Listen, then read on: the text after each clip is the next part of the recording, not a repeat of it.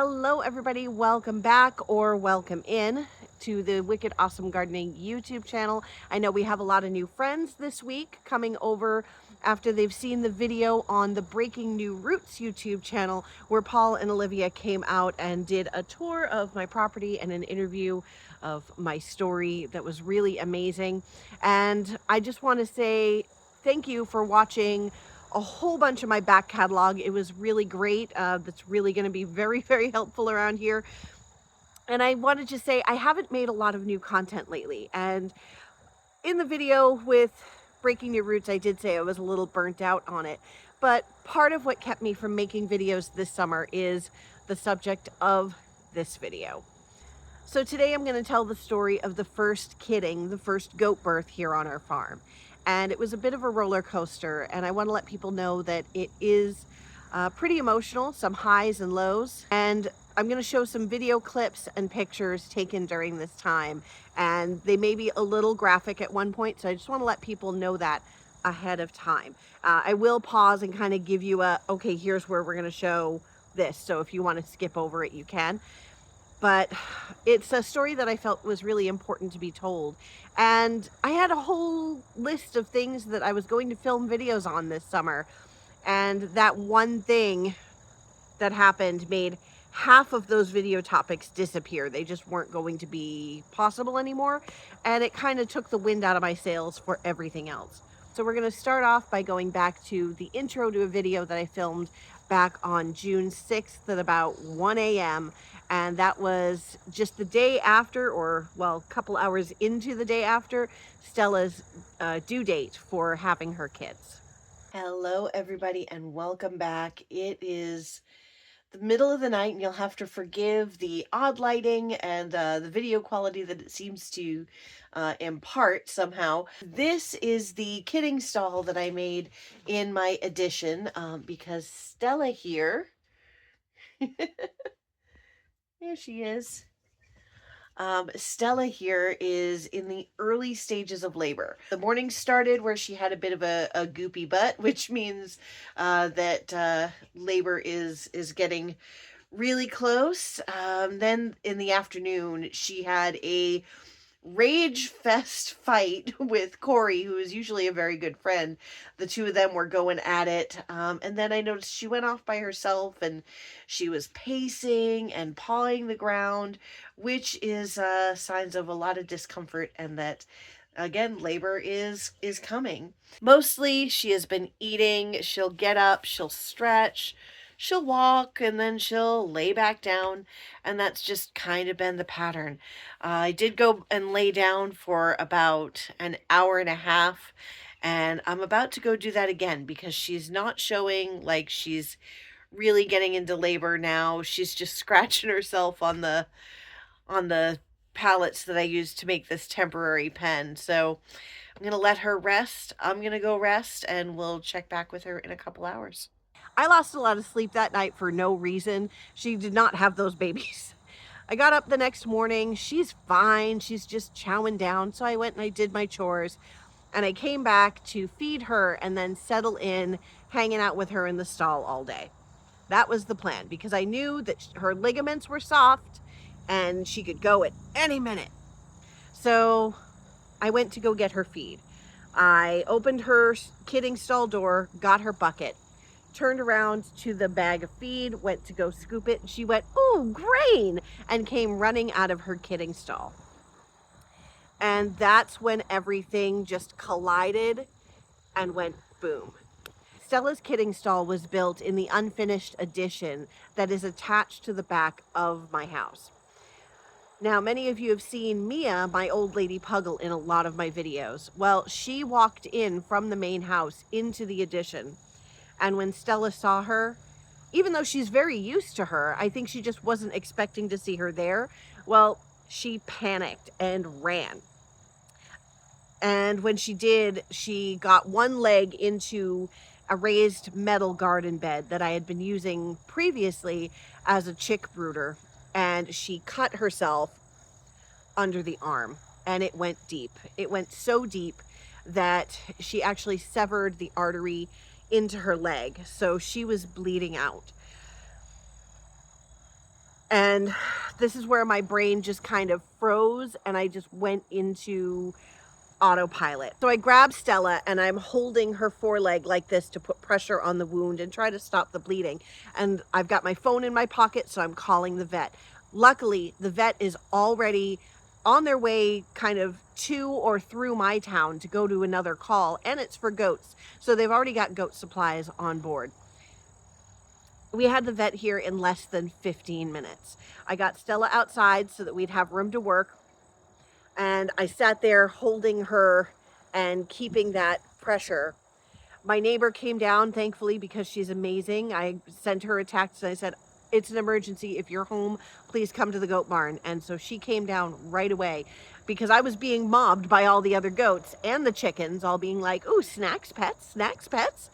She got them all put away, kept me sane until the vets got there. So the vets arrived, and this is where it's going to get a little graphic because I'm going to put some of the pictures up here of the procedure. You can see just how big the gash was and how deep it went, and it took about 2 hours to repair.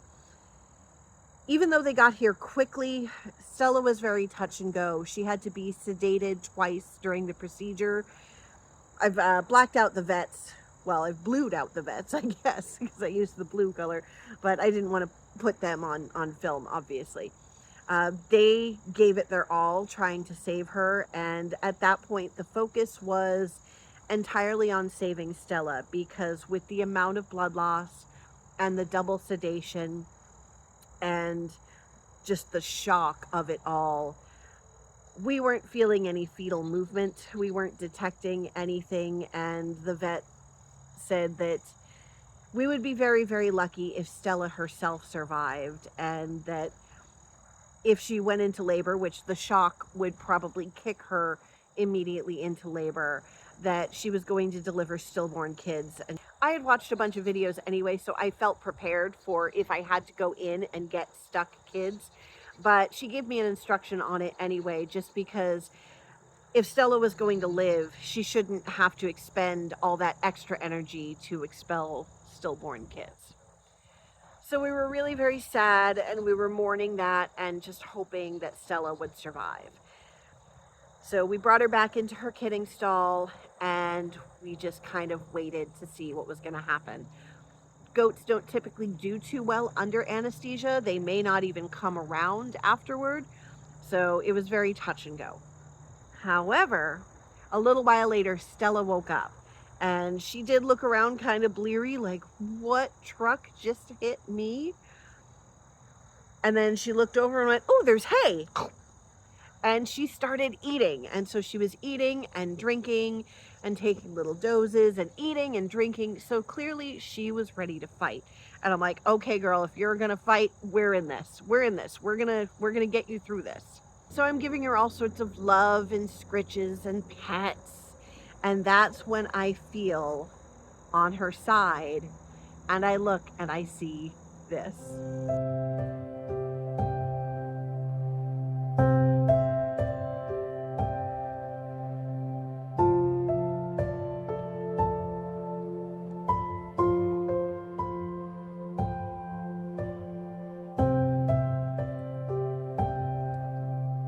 So yes, the babies are alive. They're kicking like alien. They're saying, hey, we're still in here.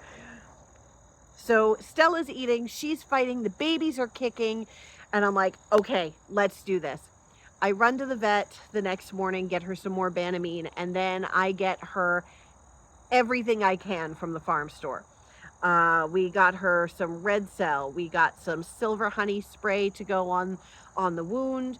We got fresh first cut hay, because they had just started cutting hay around here. So fresh stuff. Anything that we could to tempt her appetite, to pump her up. We got her some B vitamins. We got her some Jumpstart. Just whatever we could do to help her regain some of her strength and prepare for this labor, because now we know that we're not pulling stillborn babies, that we're going to have live babies, hopefully, or at least one live baby coming out. So we've got to prepare, give her everything she can. So Stella's still in this eat, sleep, doze sort of cycle. And I lost again a lot of sleep that night, staying up with her, because I'm waiting for her to push these babies out. And I lost a lot of sleep for nothing because no babies. We settle in for Saturday, and I'm not leaving this doe's side for anything.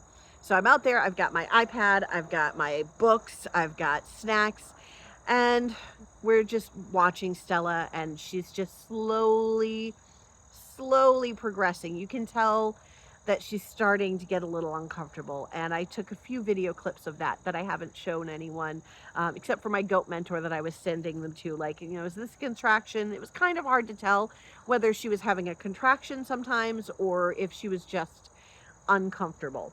Here's a little bit of Stella kind of getting ready and having the slowest labor ever.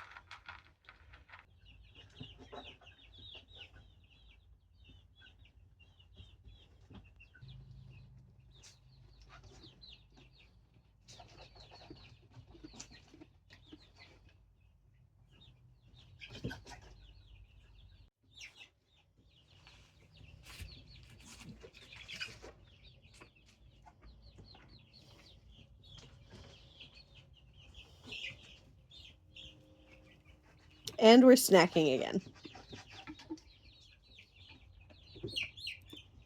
Why not take it from the giant pile of hay there? Like, that's the good stuff. She says, Mom, I'm the one in labor. I get to decide what's the good stuff.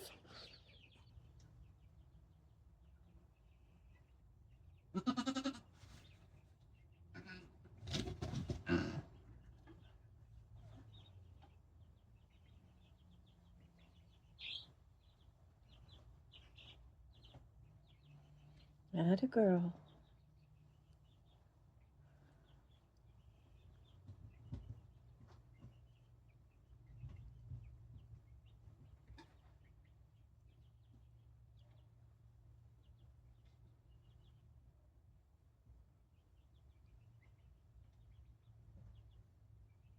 Atta girl. It's good.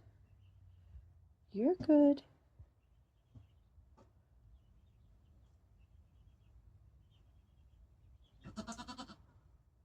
In this case, I was very happy for her to have a slow labor. Like, that was the best thing because it gave her more time to kind of rejuvenate herself a little bit.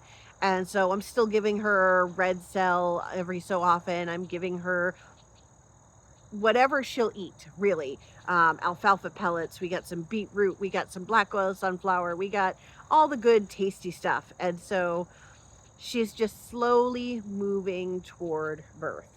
So around about 8:30 that night, I realized I haven't eaten anything all day and I am starving. And because it's been a few days of sticking next to her like glue, we have nothing in the house. My daughter's not home.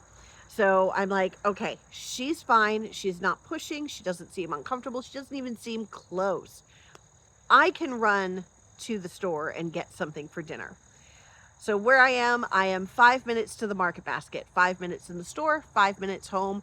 Got myself a frozen pizza. I come back, I check on Stella. She's fine. She's munching on some hay. I go in, I put my pizza in the oven. I come back out and I sit with her. I go back, I take the pizza out and I let it cool and I go back and I sit with her. And she's not pushing. She's not showing any signs of discomfort or anything. She's just napping and everything's fine. So my pizza cools, I cut it, I put it on the plate, and I go into my bedroom to lay down and eat a slice of pizza or two. I don't have any sort of video monitoring device to keep an eye on her, but her kidding stall is just in the addition, which is I don't know, 20, 30 feet from where I'm laying down. So if anything happens, I can hear her. Well, I take a bite of my pizza. It's good. I go to take a second bite of my pizza and I hear, Mom! Mom! In goat language. It's more like, meh. But she's yelling, she is hollering, and it's not like, hey, where'd you go? It's like, oh my God, what is happening? Where are you? So I drop my pizza, which Mia was very happy about. I run into the addition to find not only is she pushing, but there is a baby's head halfway out. At this point, I'm like, oh my God. And I go to set my phone up on the tripod because I really wanted to film this birth. It was going to be amazing. It was what I'd been looking forward to ever since I got goats, the first birth video. And I dropped my phone into the shavings, and it's like it got dropped into the ocean. It disappeared. So forget the phone. I got to help the goat because this baby is a little stuck. Thankfully, I had prepared for this by watching a whole bunch of Blue Cactus Dairy Goats and Weed 'em and Reap and seeing so many goat birth videos that I felt very prepared for all the different kidding positions and how to help if I need to. Normally when a baby goat is born, it comes out in like a nosedive. So you've got the front feet out, and then you've got the nose and the head right behind, and they just whoop. Well, this baby just had half of its head out, which meant that the legs were stuck behind, and they could be pushed back, they could be all folded, they could be in all sorts of weird positions that keep them kind of stuck. Now, Stella definitely could have pushed this baby out on her own. It may have taken a little bit of extra effort, but she'd only been pushing for 2 minutes at that point. So I wasn't really worried about her not being able to get it out at all, but I didn't want her to get too tired. And obviously in this situation, you don't want her to have to expend any energy that she doesn't have to. So I gloved up, I got the iodine on, and I went in feeling around baby's head to try to see what was going on. Baby had one leg kind of back behind it, and then the other one all folded up under here. So I had to go in, and with Stella's next push, I had to pop that front leg forward and then pop from the elbow, pull forward, and then so the baby came out, whoop, just sailed right on out. Didn't even check the gender. I'm just cleaning the face and suctioning out and rubbing it down, trying to dry it off, and then putting it over with Stella, because within about 30 seconds, here comes baby number 2. And instead of seeing front feet, what I'm seeing are back feet. This actually isn't the worst kidding position. They just come out really easy going backward. The thing is, what I've heard is that when they're coming out backward, the placenta can detach a little early. So if baby doesn't come out fast, it can suffocate. Again, we don't want Stella to have to expend any more energy than she has to. So I just grabbed those back feet and boom, out came baby. It's beautiful. I pull the sack off the face, start rubbing it down, cleaning it. The placenta came out with it, like just 2 seconds later, and a couple of minutes after that, the second placenta came. So now I know placenta's gone for both babies. That means she's only going to have 2. 2 kids is great. And at that point, then once I get that baby cleaned up and put over for Stella to examine and to love on, that's when I'm able to just take a breather, relax, and go find my phone, because there's beauty happening over here and I need to capture it. And so here is Stella with her babies.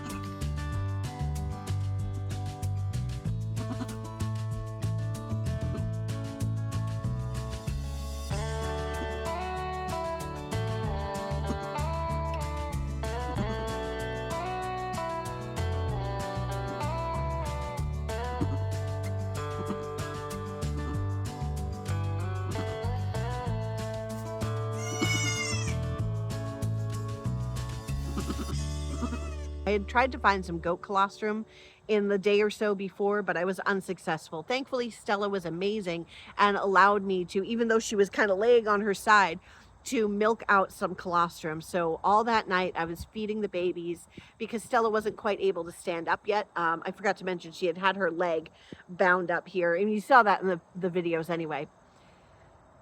With all the thrashing and all of that of labor, she did come undone from her bandages, but the vet wanted her to do that over the weekend anyway so that the muscles wouldn't atrophy. So we wanted to see if she could, well, one, if she had circulation in that leg in the first place. That was a worry.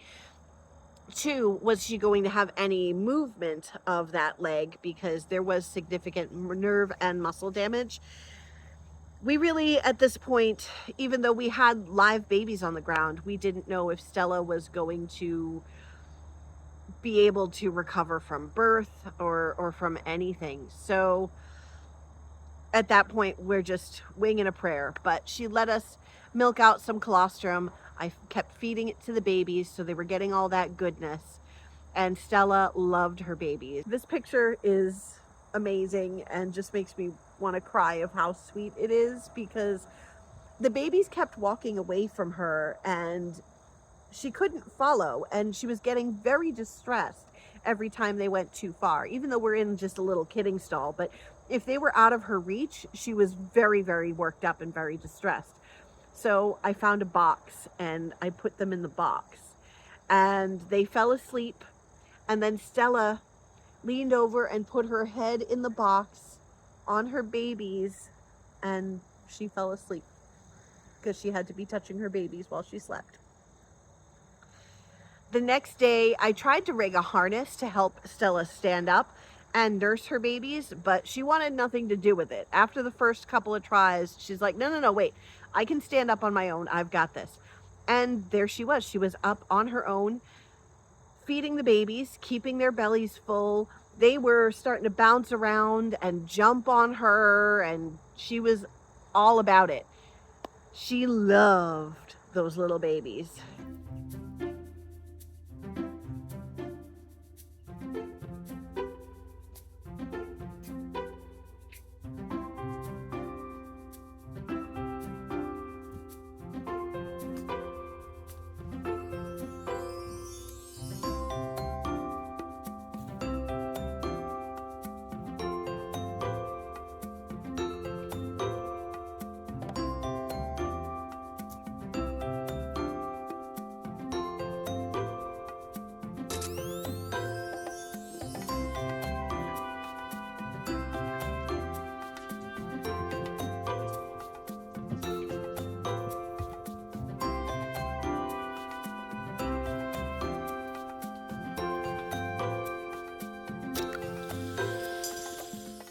And so that's how it went for about 2 weeks.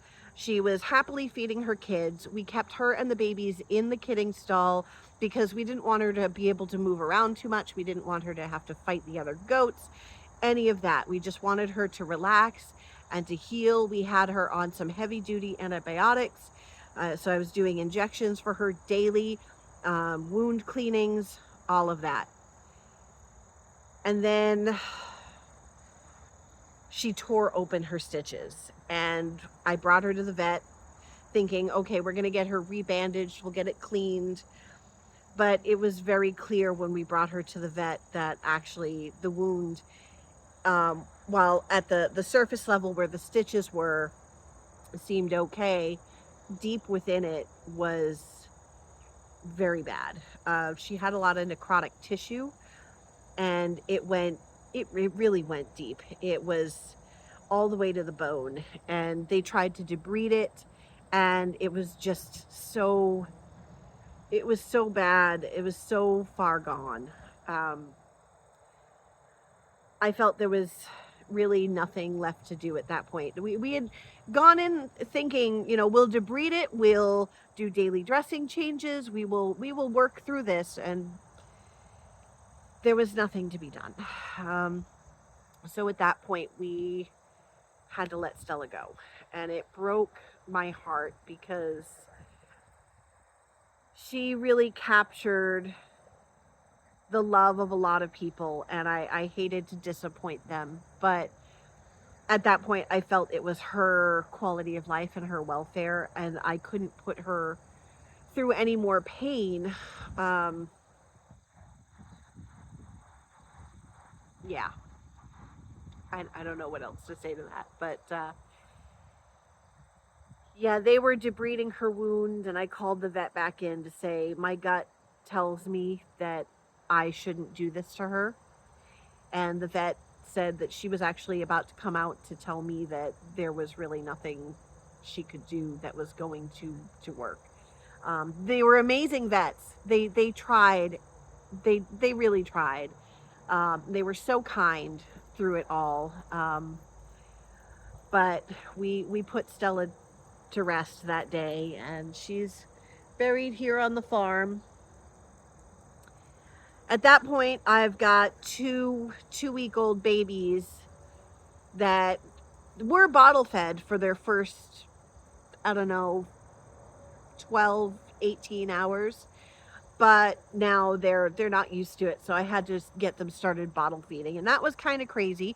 One of them took to it very well, but the other one really fought it. There was something going on. It was grinding its teeth. It was having a lot of pain, and only eating about half of what it should. And I was kind of pushing that bottle all day long, little bits here, little bits there, for about 2 weeks. And then it got very sick one night. It had bloat. It had it was just grinding its teeth and grinding its teeth, and it was crying. I ended up having to do enemas and dosing it with baking soda and belly rubs and all of that. And then its temperature dropped, and I had to hold it in a towel and warm it up. It was a really scary night, and I was thinking that I was going to wake up to one of the babies passing. So that was a scary night, but thankfully, see, told you, it's a roller coaster. The baby was then fine, and from that day forward was taking that bottle like a champ, like it had never eaten before in its life, and it was starving, gobbling down bottles left and right. And so we still have both babies with us, and now I'm gonna go get them so that I can introduce to you the new members of the herd. You ready? So here is baby number one. Isn't this a beautiful baby? So this is the one that came out face first. Look at those beautiful blue eyes. Hello, baby. This baby is a little mischievous, likes to nibble. So I would like to introduce to you the very first doe registered in my herd name. And yes, it is a doe. It's a little girl. She gave me a little girl. Such a beautiful girl, all black, not a single bit of white on her. Oh, you being cuddly today instead of mischievous and nibbly? Oh, I love that. This is, oh, it's also announcing our herd name, our farm name, herd name. We are Hiraeth Acres. So Hiraeth Acres dairy goats. And so this is Hiraeth Acres, Mirabelle's gift, and she's now about 12 weeks old, so she's a big girl.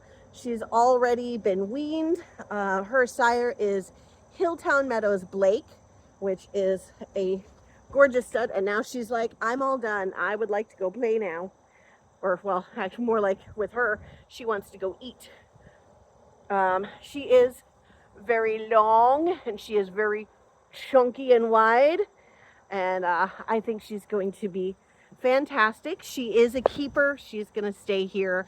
The plan always was to keep one of Stella's does, and then any additional does would be sold, just for space, really. Space, and I'd like to see some sort of profit from this goat game in the long run. But one doe, and raise her up and see how she develops. And so that is going to be Mirabelle. Now I'm going to show you kid number 2. Are you ready for an insane level of cute? Normally, this baby is super cuddly, but she wants to go and snack with her sister. Because yes, this is another doe. Oh, baby, come on, chill out. So this is the baby that had so much trouble and ended up with her growth a little stunted as a result. This was baby number 2. Hi, baby. This is He Writes Acres Letters to Cleo. And she's very, very special to me because she bonked me in the head. She is her mama in miniature. She is a silver chocolate buckskin. And if we were in the sun right now, you could tell because the back here is all brown. And then, whoop, you can see the stripes on her face indicating that, yes, she is a buckskin along with her cape and her stripe. I'm going to let her down so that she can go and forage with her sister because she clearly does not want to be a lap goat at the moment, even though that's normally her favorite place to be. So yes, Stella gave us 2 doelings. And like I said, the plan was to keep 1 doe. But since we lost Stella, well, now I kind of need another doe. So we're going to keep them both. Their names, Mirabelle and Cleo, are kind of a secret reference to the miracle that was their birth. Because if you take part of Mirabelle and the beginning of Cleo, miracle, when you put them together. A lot of people wanted me to give them names like Faith and Hope, and I'm just not that person. But I wanted to reference it in some way because their birth was just, the vet was floored when I said that there were live babies and they were healthy and they didn't even need any help. They didn't need any jump start or selenium. They were just healthy from the get-go. So what can I say? They're here. So that is the story of our first kidding. Everything was idyllic and everything was just happening just the way it should be until that one moment when 10 different decisions all collide into one to create an accident. And I'm still kicking myself for some of them. Like, if it weren't for the bear that was in our little cul-de-sac here, like he was right over there behind that tree line, if it weren't for the bear being here, I wouldn't have built the kidding pen inside. If I had gotten up when I meant to, I wouldn't have been exactly in that same, something would have happened just enough differently that Mia wouldn't have come into the addition, and she wouldn't have gotten spooked. Or if I had remembered, maybe close the door. But Mia and Stella got along just fine, so there was no reason for me to think that she would get spooked. If I still had chicks in the brooder, I mean, who knows? There's a dozen different things that could have happened, but they didn't. They happened this way, and an accident happened. And what are you going to do? We tried our best with Stella. We did what was the right thing for her. And we have 2 beautiful baby does that somehow still came out of all of this. So they are going to carry on Stella's legacy here. They're going to stay at least for a couple of years while they mature and have babies and we see how they develop. They're going to their first show in October. We're going to be at the Sandwich Fair in Sandwich, New Hampshire. And so we're very excited about that. So we just move forward. It's what you can do. It's one of the realities of farming, of having animals. Where you have livestock, at some point you're going to have dead stock. All we can do is do the best we can and make sure that we're stewarding our animals in a ethical and caring way, and just move forward. I apologize that it took so long to make this video. There was a lot of processing involved. Like, Stella was my favorite goat in the herd. And we've actually doubled the size of the herd since you guys last saw it. I remember introducing Corey and Cedric, and I think I did introduce maybe very briefly Honey and Stella. But we've added other goats to the herd at this point, and we're going to be talking about them in upcoming videos. This is not going to be a channel all about goats now. It's just Right now, I'm very heavily goat focused in this season for additions to the herd and making breeding plans. And then we're going to do the actual breeding and the baby births. But that's kind of where we are at the moment. There's still going to be more stuff going on with the property itself, with the gardens getting built out. We didn't do much gardening this year. Kind of everything got thrown off by the Stella situation. I lost a lot of time at work, so I had to spend the last couple of months busting my butt to kind of catch back up from that, and we're there. But now I've got some big things that I've got to do before winter comes, so I'm still busting my butt at work every day. So I'm taking today off.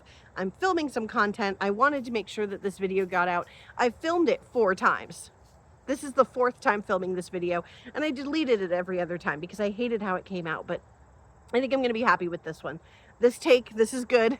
And so I'm going to go edit this. I'm going to get it out. I've got a couple other things that I'm filming right now because people asked about my goat pallet fences, and seeing as I have to build a gate and extend a pen over here, I'm going to go do that. And you're going to see that video coming up very soon. We're going to introduce you to the new goats in another video. We're going to talk what's going on with this place at some point. And I'm just very glad to be back in a space where I feel excited to do videos again. I was, I think, pretty burnt out there for a while, but I'm really now kind of energized, and especially with this new infusion of people. Hello there. I'm excited because I think I actually might hit my goal this year of hitting 10,000 subscribers here on YouTube. So if you have not yet subscribed, go ahead and hit that button, hit the bell for notifications, all that fun jazz that they say. Follow along. We've got a lot more to come. You can also find me on Facebook, Wicked Awesome Gardening, and I post a lot over there. And we'll see you soon. Okay? Bye-bye.